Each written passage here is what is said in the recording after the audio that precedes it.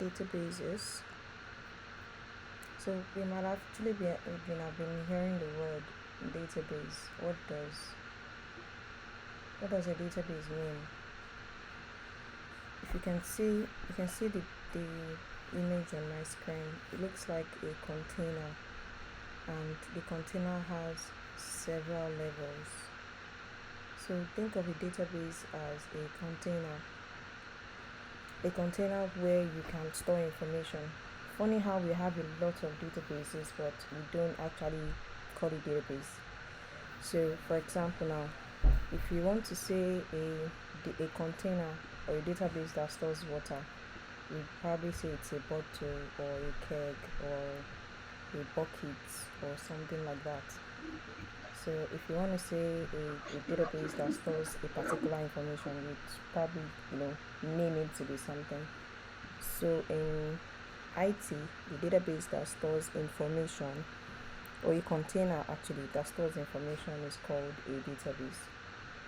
So a database can come in different versions. It can be the one that stores information that are structured, the ones that store information that are not structured. So we're not going to be looking at databases that stores information that are not structured. We're only going to be looking at the ones that has the feature to store structured data. So like I said, a database is an instance where we store files, records, data, and the purpose of a database is to help us to track things. So the most commonly used type of database is a relational database, and it's relational because it stores tables. Now if I click, this is an Excel sheet, and this Excel sheet has 1, 2, 3, 4. I'm not going to count this one because this is just the summary data. So this has customer, it has orders, it has phone numbers, and each of these sheets has tables in it. So this is phone number table, this is the order table, this is the customer table. So think of a database. When we say a database in this structure now, it has a relational database stores tables. So think of it as the tables as your Excel table. You know that your Excel table will have two things. You have rows. You have rows.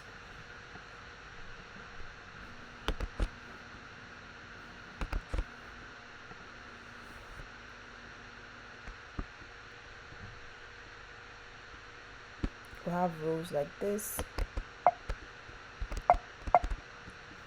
and we also have columns,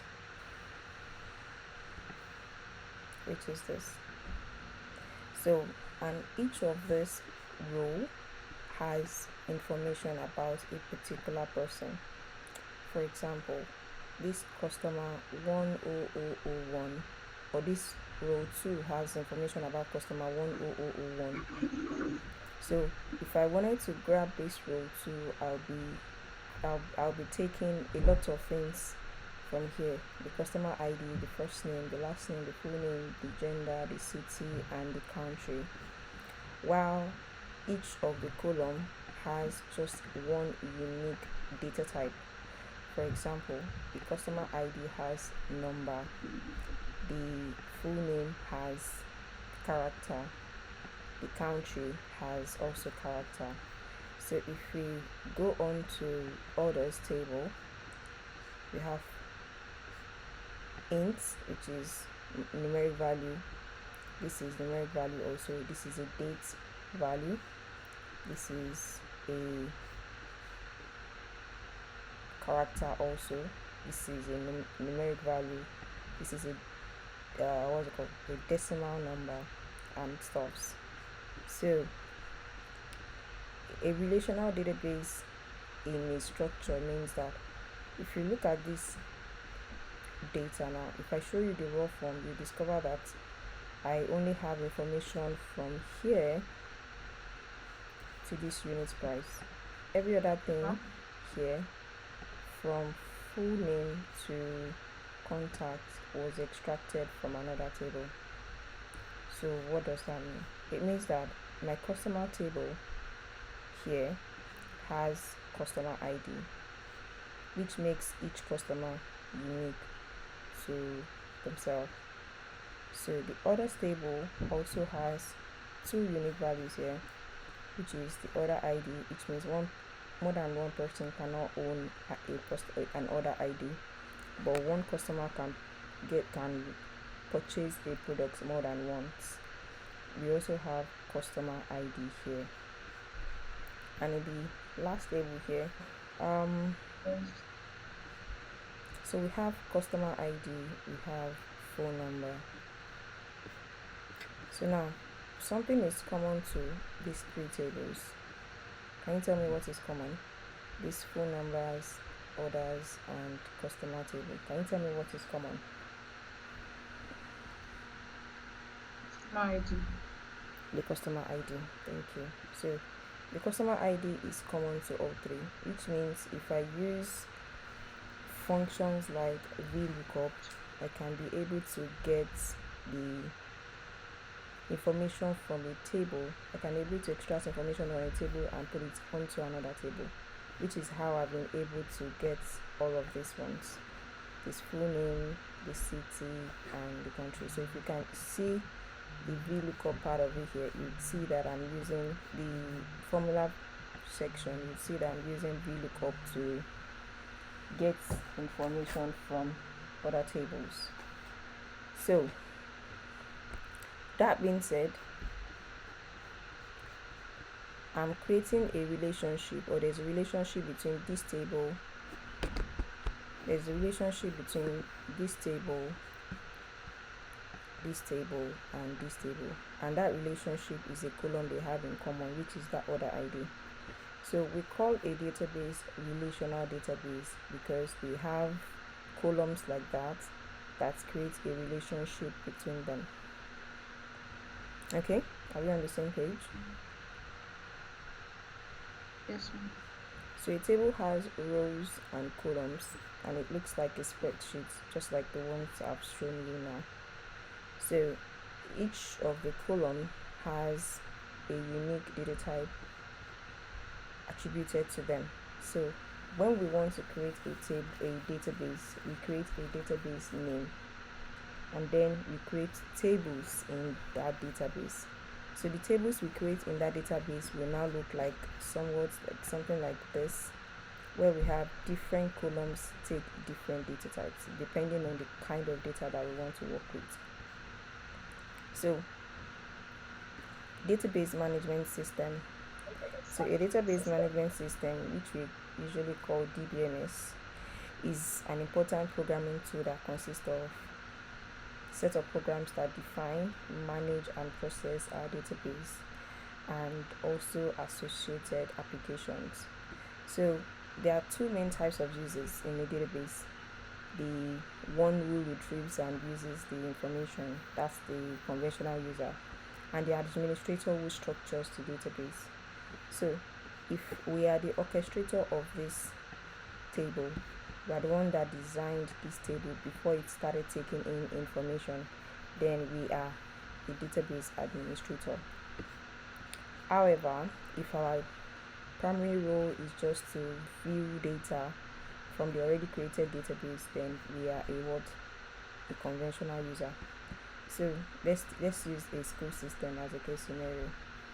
So now there's someone in the admin office that is in charge of creating different score sheets for students' performance in different courses. And then there is us that go onto the school portal to view our results. Okay, so now that's even going into three. Now the conventional user and just just a normal user, they're two different people.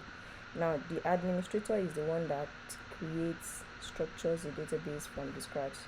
Is the one that tells you that is the one that like writes the code from scratch and says customer ID is going to take integer, phone number is going to take character. For this particular one now, order date is going to take a date type. unit price is going to take a decimal value. Now, the conventional user is the one that will now go into the database and add up these values. Is the conventional user that will say, okay, order 101 was gotten by customer 10127, and this was when he purchased the products. This was the number of products he purchased. This is the unit price of each of the products he purchased. So that's the conventional user. And a user, just a user, no modification, no nothing, is just the one that goes on to this kind of database and sees what is going on there. Usually a standard an enterprise database is not accessible by an external party, which means that if you are not a part of that company, you cannot have access to the company's record. So basically, we are just going to say we have conventional and administrator. So what are the features of a database management system? Now, it allows you to create a new database and the structure, which means you can define what goes into what. And it's just like building a house where you can say, okay, you want 3 bedrooms, you want 2 toilets, you want 1 playroom, you want, a garden outside of the building and stuff. So you get to define what the database looks like. So it also allows data query and modification using an appropriate programming language. So which means that you can modify what your table looks like. You're the one that gets to determine the security you put into place for the instance that you've created. And then it allows to store vast amount of data over a long period of time. So you can store a lot of files into your database as long as they are structured. Now, what do I mean by that? I only have 2 columns here in phone numbers, right? So which means that this phone number table cannot go beyond this if I'm writing it in a database instance, because right now if I scroll down, I have 146 rows here, excluding the header. I have 146 rows. Now after imputing 146 rows and then discover that okay, I should have another column added to this table and then name it something else.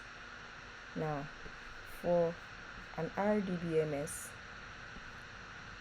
of course it is possible, but it's not usually advisable, because if you've already defined 146 rows and you want to expand your database, SQL is going to return an error because it wants to know what to do with the other records that you have inserted into the database. Do you want to add a default value for the ones that you've created, or what do you want to do with those ones?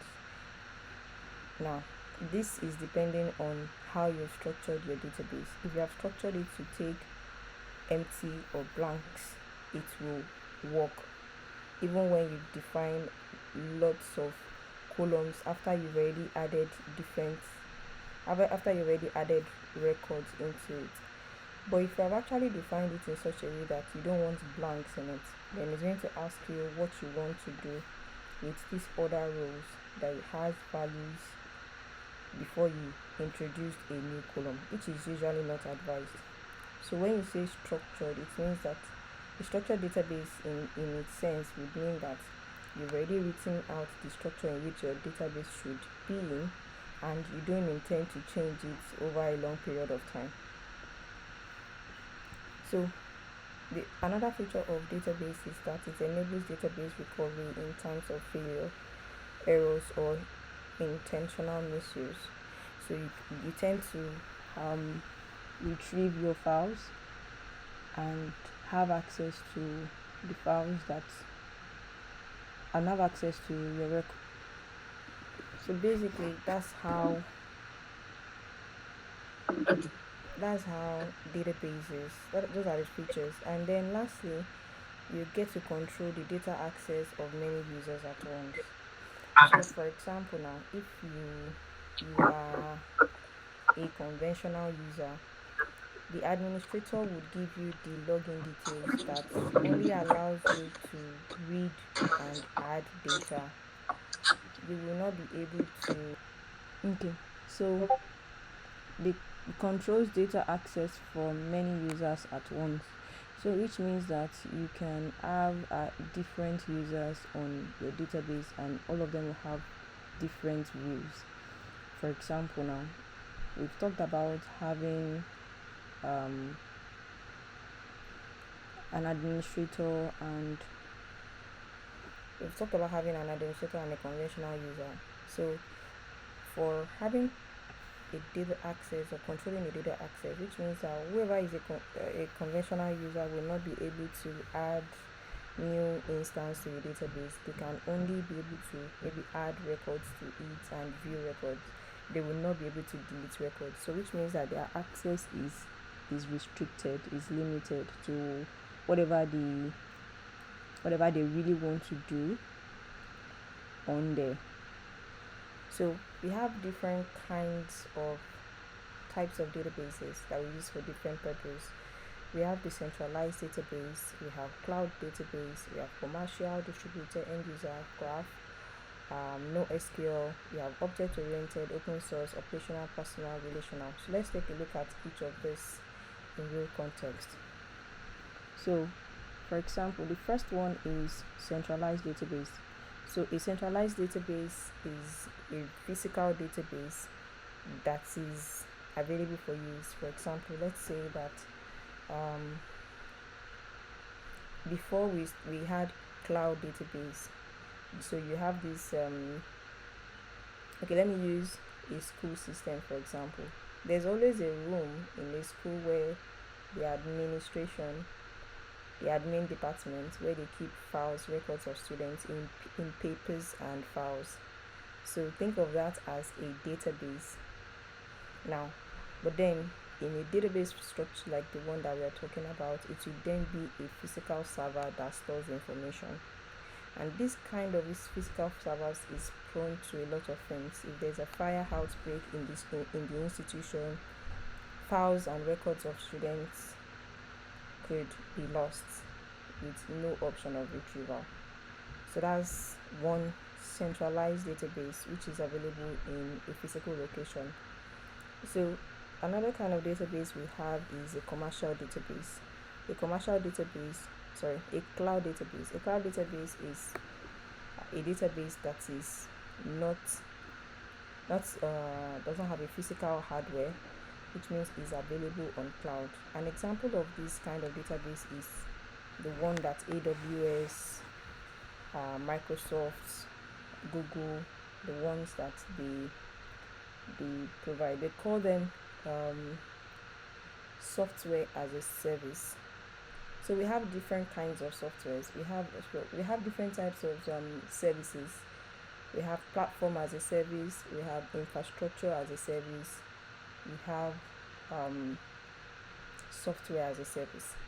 So the kind of cloud database that we have can be any of these ones.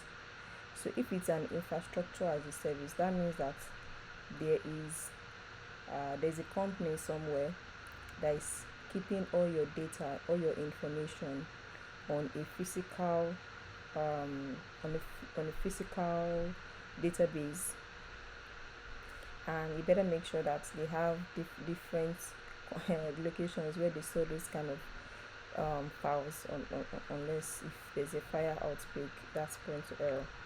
We have some companies that also offer software as a service, which means the only thing you just have to do is to install their software on your machine, and you can save your files, and then it goes onto the cloud, and then with your username and password you can always retrieve it. So this is what the likes of iCloud, Google Storage, AWS databases are what they offer. Not only that, they also offer platform as a service also, where you can also save your files and for easy accessibility and stuff. So the commercial databases are the ones that are for sale, like the one that's AWS actually offer. AWS as platform as a service, so you can use their platform to save your data, especially if you are running an enterprise service. You have a lot of data files that you want to keep. You don't know how much your business is going to grow over the years, but you want to make use of their platform to store your data. And then as your business keeps growing, you tend to increase the storage that you have on their network. So these are kinds of commercial databases. So you buy the allocated space that you want to use on their platform, and then they allocate it to you with system support. So if you have any issues, you can always have someone. They can always provide a technical personnel to help you fix issues in relation to your database or the service that they provide for you. So we have also distributed database. Distributed database means that you have different, for that physical database that was saying exists somewhere, you have lots of it in different places. So even if something happens, you still tend to have access to other data centers. So a distributed database will mean that you have different databases in different locations. So this is also something that the likes of AWS also provide. So another one is end user database, which is a term that we use in product development. It refers to people or person who use the product. So a database that is primarily used by a single person, so which means you are the one that designed it, you are the only one that is using it, which is the type that we are going to build in this class, is an end user database. So which means that it's only going to be available on our system. It's not going onto the cloud. That is if we don't want it to. So it's not going onto the cloud. We are only going to have access. We are the only ones that have access to it. So something like that. It's an end user. So if anything happens to the system, the database is gone. So that kind of database is an end user database. So we have graph database. So a graph database stores geographical data. So it stores it stores images as a file onto the database. So we have NoSQL database. NoSQL database has different structures. We have the ones that stores different kinds of information. We have the ones that stores in document format. We have the one that stores in keypair. We have the ones that stores in images, which is GraphQL, which is a graphical database. We have the one that stores audio, text, and images. So, but we are not going to be treating that in this particular course. So examples of those NoSQL database will now be MongoDB, Cassandra, Redis, GraphQL, and the likes. So we have a lot of these NoSQLs on different platforms, which means that AWS has services that offer this kind of NoSQL for their service users. We have that also on Google. We have Oracle also offer some of these both structured and unstructured instance where you can save your database files. So we also have object-oriented database, which allows you to store in keypair, like I've mentioned. So object-oriented is a type of relational database that can store a large amount of data that you want to process quickly. So example of this would be the use of big data. Spark would be an example of something like this, but this course does not cover that kind of database. So an open source database is a database that is open for use. So if you go on there and you type sample database on Google, you see a lot of free databases that you can use. There's one M100K that's available for use. You have AdventureWorks, which is also available for use. So you have different databases that you can use online that are free, open to use and stuff. So if you ever need to practice the skill sets that you're learning, you can always go online and download any of these open source database and use it as a learning tool. So operational database is a real-time database that we use for business analytics and data warehousing. So an operational database usually stores big data, and to operate in an operational database, we use what we call either relational databases or no SQL. It depends on the structure of our data and the volume of our data. So there are five features or five characteristics of big data. You have volume. Talks about the the weight, the size of the data. You have value, which means how you are able to get insights from your data. You have velocity. Velocity is how fast your data is. We have veracity. Veracity means the different forms in which your data comes in. And then we have I've mentioned velocity, veracity, volume, value, and let's see, I'm missing out one. Okay, I'm sure I'm going to remember. Okay, just let me say 5 is here. 5 is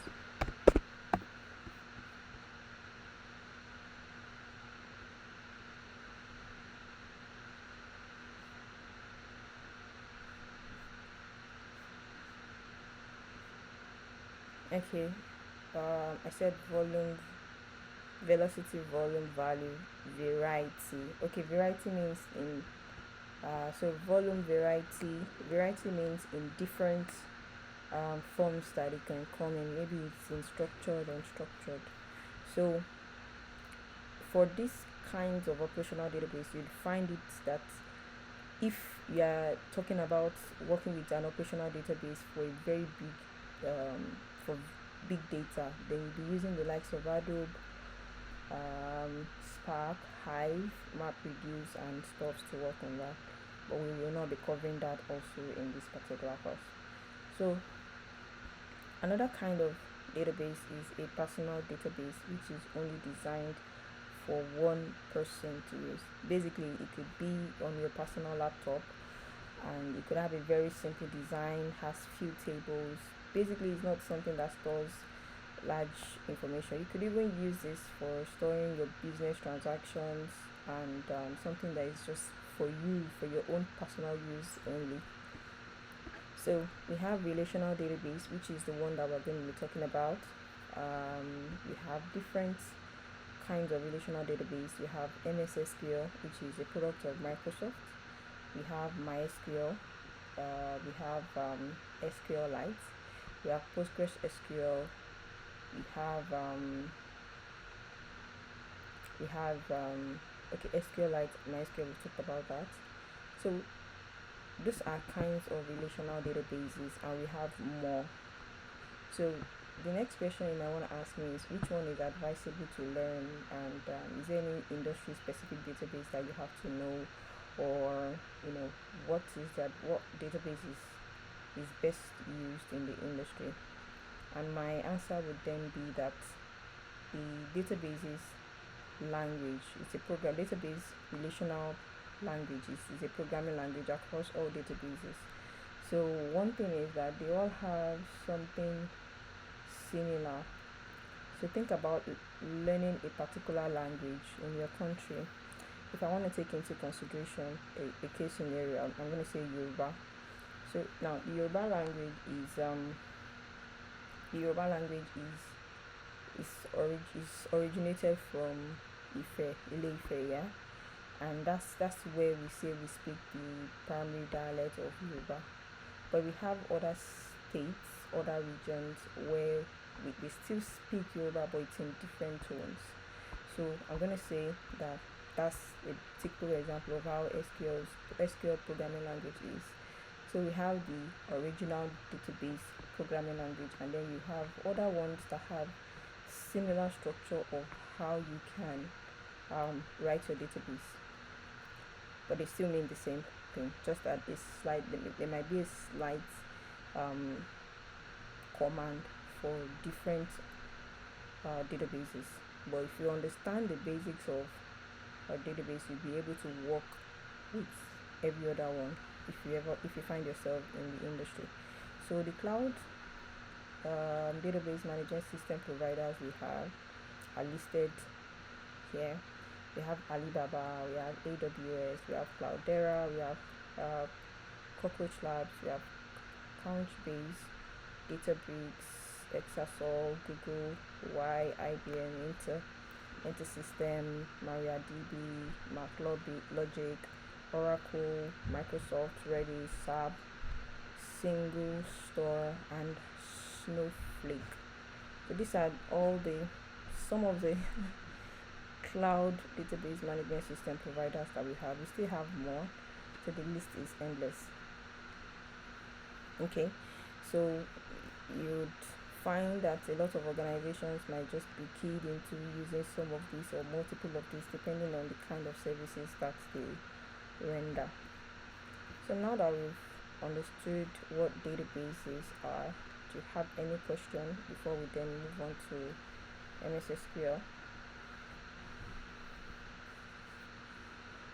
I don't have any question for now. Okay, great, good to know. So I'm going to open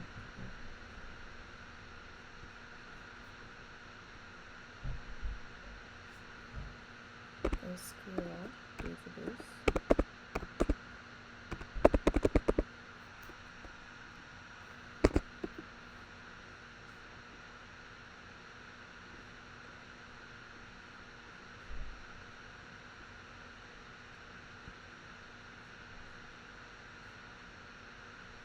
So in this particular course, in this particular course, we are going to be looking at this a specific database, which is MS SQL.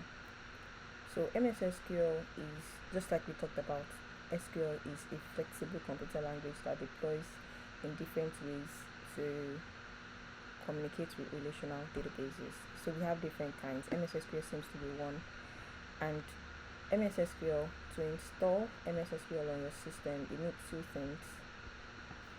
You need the community server, and you need the so to have SQL working on your system, you need two things: the community server, and then the studio, the management studio. So to install the community server, okay, so I'm gonna come to SQL server download. Just gonna click onto this.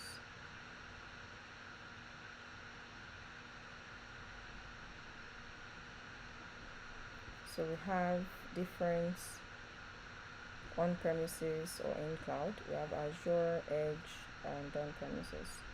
So you come here and then click on download. So when you click on download next, the SQL 2022 dev version, or you could just use the express version. So